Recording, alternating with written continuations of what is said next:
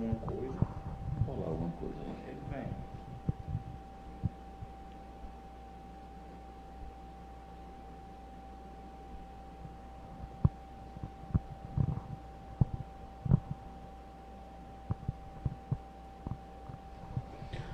Muito bem, amigos do site vazealegre.com, da TV vazealegre.com, estamos de volta com mais uma live aqui no nosso canal, tá? As lives da nossa quarta-feira, né? Agradecendo sempre a você pelo carinho, por acompanhar o nosso trabalho aqui no nosso canal, tá? Vamos juntos, portanto, agora para mais um bate-papo, né? Vamos conversar aqui mais uma vez com esse grande profissional, né, da área do direito, o doutor César Gregório Júnior, que já está aqui no nosso estúdio. E aí, tudo bem? Tudo bom, Donato? Boa tarde a todo mundo que está assistindo. E aí, tudo bom? Como é que foi o mês de agosto aí, a festa de São Raimundo Nonato? Curtiu? Fez o quê? Viajou? Muito bom, né? Curti mesmo só um dia, né? A gente trabalha muita correria, mas nossa cidade em festa é sempre muito bom, né? Para mim, a festa de agosto é a melhor festa que nós temos. É o ápice, né? De tudo. É o ápice, Pronto, o ápice. É realmente muito bom, foi muito bom. Mas passou e deixou um calor danado aqui com a gente. Viu? Mês de setembro entrou com tudo, Deus me livre. Deus me livre, nos livre e guarde. Bom, vamos falar então sobre alguns temas aqui, os nossos 3 tópicos dessa semana. Vamos falar sobre o crime de instigação ao suicídio, que está dentro aí, mais uma vez, a gente acabou de falar com a Tatiana da Costa sobre essa questão de suicídio, né? As dificuldades que as pessoas têm de falar sobre isso, e agora a gente vai abordar esse assunto sobre outro olhar. Doutor César, há pessoas que instigam outras a se matarem, a se suicidarem? Existe sim. Existe muitos casos, embora não seja um crime que você escuta muito falar, né? Porque geralmente, infelizmente, ele consegue ser muito letal, né? Quando a pessoa já tem uma doença, o problema da depressão, por exemplo, e que vem uma pessoa a contribuir, infelizmente, para essa pessoa chegar a fazer uma grande besteira, que é isso, né? Que é o suicídio. Infelizmente, nós não temos muitos casos documentados, embora os estudos apontem que seja algo bem comum. Tanto é, e é tão sério que virou crime, né? A partir das que as autoridades começaram a perceber que existia esse tipo de incitação. Como é que se dá essa investigação? Como é que se dá essa questão? Para virar realmente um caso de polícia, um caso de... Exatamente. Ela pode ocorrer de 3 formas, né? Pode ocorrer o induzimento, a instigação e o auxílio ao suicídio. O induzimento é quando você, através de palavras ou de ações, você coloca na pessoa a ideia dela se suicidar. Essa ideia não existia anteriormente, essa pessoa não tinha essa consciência voluntária de praticar o suicídio, e você diretamente coloca a ideia na cabeça dela que ela tem que se suicidar. A instigação já é quase a mesma coisa, só que diferente. Que é quando essa pessoa já tem uma condição pré-estabelecida, ou seja, você já sabe que ela é uma pessoa com problemáticas, pensamentos depressivos, uma pessoa que tenha certos problemas que ocasionem ela ter esses pensamentos suicidas, e você, através da instigação, ou seja, você anima a pessoa a praticar aquilo, você ajuda a praticar aquilo. E o auxílio é, de fato, o auxílio material, ou seja, é você fornecer os meios para ela se suicidar. Um exemplo bem banal é você, por exemplo, fornecer uma arma, ou fornecer os meios dela poder vir a praticar o suicídio.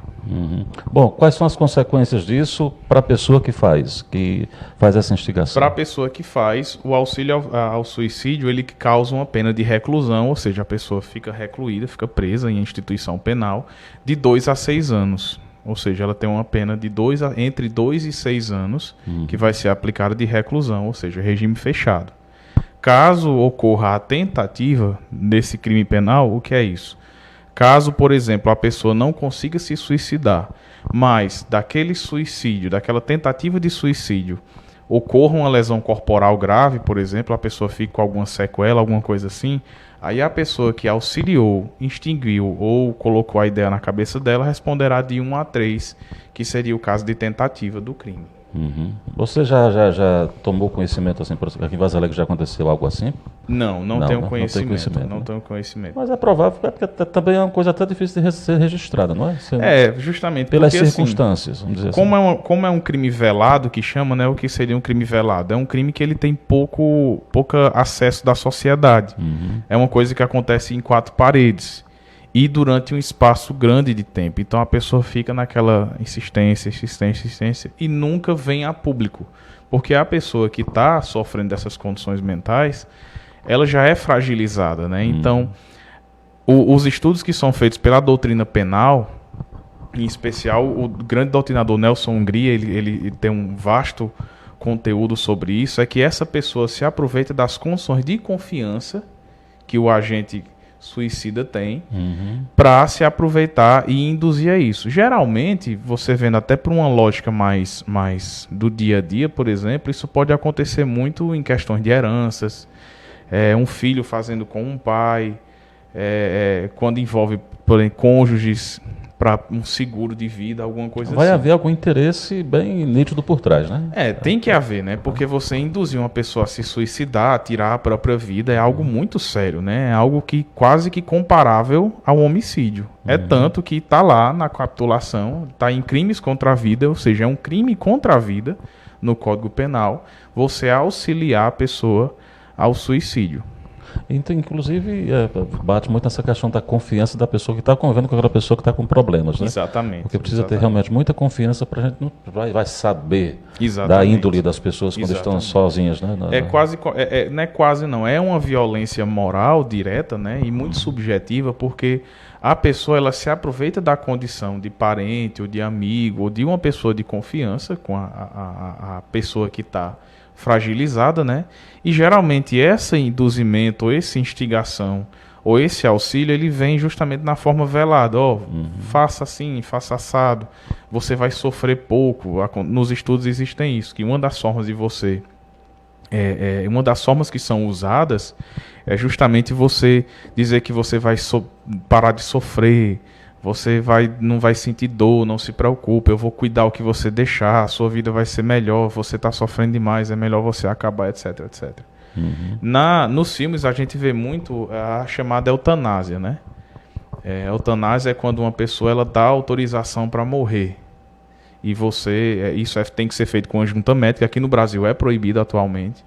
Existe um país muito notório que é permitido isso, na Alemanha.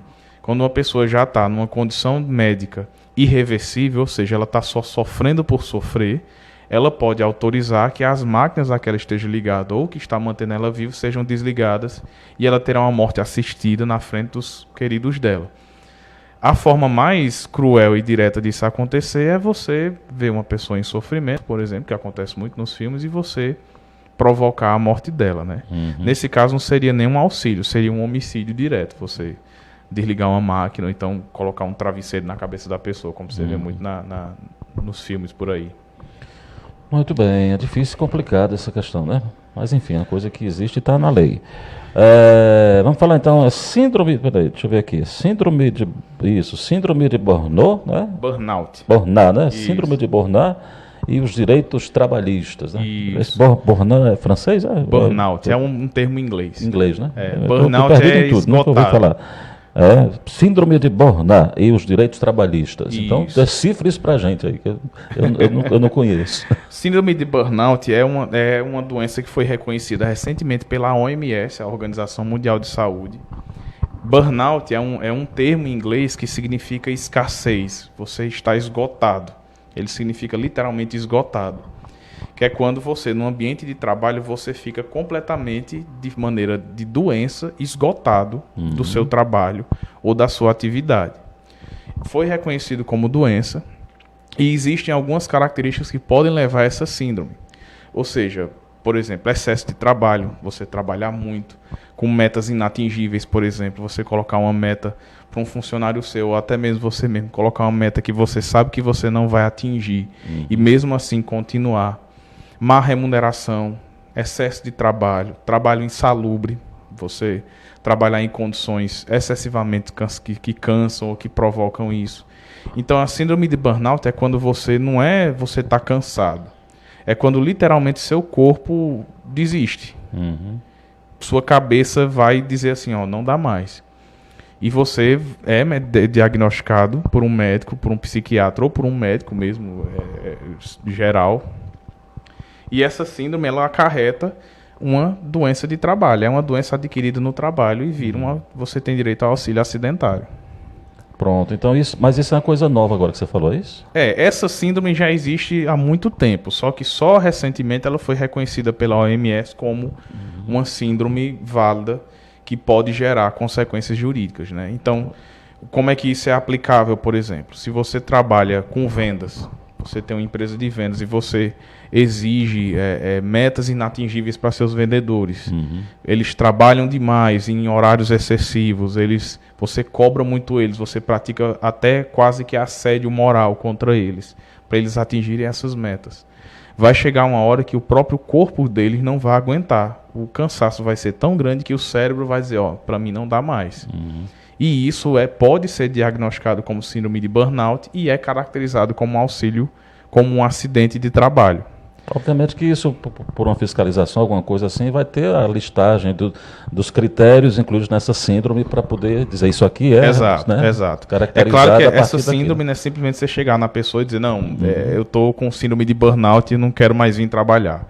Essa síndrome de burnout, ela tem que ser diagnosticada por um médico ou psiquiatra.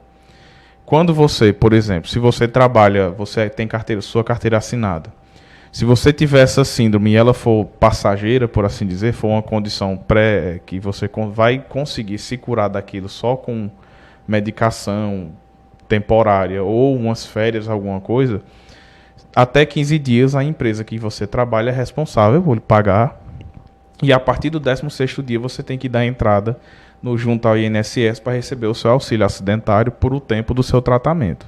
É importante também lembrar que se você entrar em auxílio acidentário, quando você retornar à sua empresa, você tem a chamada garantia de emprego durante o período de 12 meses, que é a garantia. Você não pode ser demitido sem justa causa.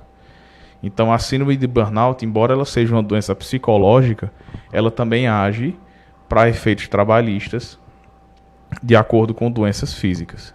E os últimos julgados que estão saindo agora, essa jurisprudência já está se consolidando no Brasil, é que em alguns casos a pessoa já garante o direito à aposentadoria, quando é uma síndrome muito elevada, de grau muito máximo, ela consegue a aposentadoria já, se aposentar antecipadamente por doença, e caso seja comprovado que essa síndrome foi desenvolvida por culpa ou dolo do empregador, já existem casos em que foi condenada a empresa a pagar uma pensão vitalícia à pessoa, ou seja, a pessoa vai se aposentar e ainda mais ela vai receber uma pensão para o resto da vida da empresa que causou aquilo.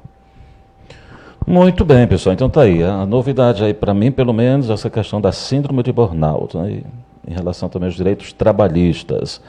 E a tão propalada legítima defesa, né?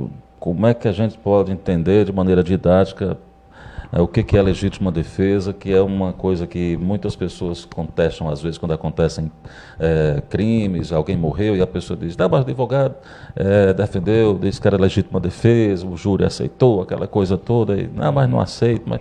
Enfim, é uma coisa que está na lei, tem muita gente que às vezes aceita, tem gente que não aceita, mas assim, como é que a gente pode entender bem esse conceito? A legítima defesa é um instituto do direito penal, né, e do direito criminal em si, num sentido mais amplo, que é a que permite você repelir justa, injusta e direta agressão contra um direito constitucional seu, contra a vida, contra a sua propriedade, contra a sua liberdade, etc. Ou seja, se alguém tentar, por exemplo, atentar contra o meu direito à vida, tentar de me matar, é considerado constitucionalmente permitido, através do Código Penal, que eu tente repelir aquela agressão contra mim de forma proporcional. Ou seja, eu poderia, no caso, matar aquela pessoa. Só que o Instituto da Legítima Defesa ele é um instituto que ele é muito debatido, até mesmo por profissionais e por doutrinadores e juristas do direito, porque existe uma diferença entre legítima defesa e homicídio, por exemplo, ou então lesão corporal, ou então quaisquer outras coisas que você pode fazer. Um caso que despertou recentemente muita atenção da mídia foi o caso da Ana Hickman, em que um cara entrou no apartamento da Ana Hickman e teria feito a família de refém. Eu não me informei muito sobre o caso, até assim, não lembro também, já faz acho que 1 ano ou 2. E o marido da Ana Hickman, se eu não me engano, ou o cunhado teria atirado e matado o invasor. E o Ministério Público o denunciou por homicídio. E houve uma comoção muito grande das pessoas, né? Porque, claro que um ladrão entrou e você não pode fazer nada e tal, e tal, e tal. Pelo que eu lembro que eu me informei na época, ocorreu com ele uma exceção à legítima defesa que é chamada de excesso punível, que é justamente onde é traçada a linha entre você só se defender e você cometer o excesso. Uhum. Parece que no caso dele, eu não posso até, estou tendo aqui uma liberdade de leigo na situação. Me permita desculpar se eu estiver errado, mas parece que no caso dele ele teria conseguido render o cara e teria o colocado de joelhos e atirado. Uhum. Nesse caso, aí você cometeu o excesso punível. Por quê? A legítima defesa, ela é justamente caracterizada para você repelir uma agressão imediata. Ou seja, aquela coisa está acontecendo comigo agora, então agora eu posso repelir de qualquer forma aquela agressão. A partir do momento... a primeira reação. É o instinto, a primeira reação. A partir do momento que eu tenho tempo de raciocinar e calcular o que eu vou fazer, a legítima defesa ela já é mais afastada. Uhum. O que seria o excesso no caso dele? A partir do momento que ele conseguiu render a pessoa, ele poderia ter só rendido. Ele já tinha o poder da situação, ele já tinha o domínio da situação. Então a legítima defesa acabou ali. Uhum. A partir do momento que ele faz outras coisas de forma premeditada, aí você já tem um excesso punível.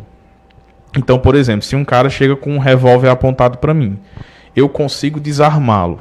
Se eu conseguir desarmá-lo, se eu usar o revólver dele contra ele, o máximo que eu posso fazer para garantir minha legítima defesa é rendê-lo. Uhum.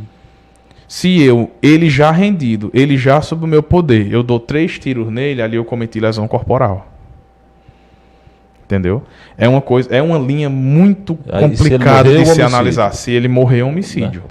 Então é uma linha muito complicada de ser analisada, porque é justamente esse excesso punível que torna a legítima defesa complicada de ser estudada.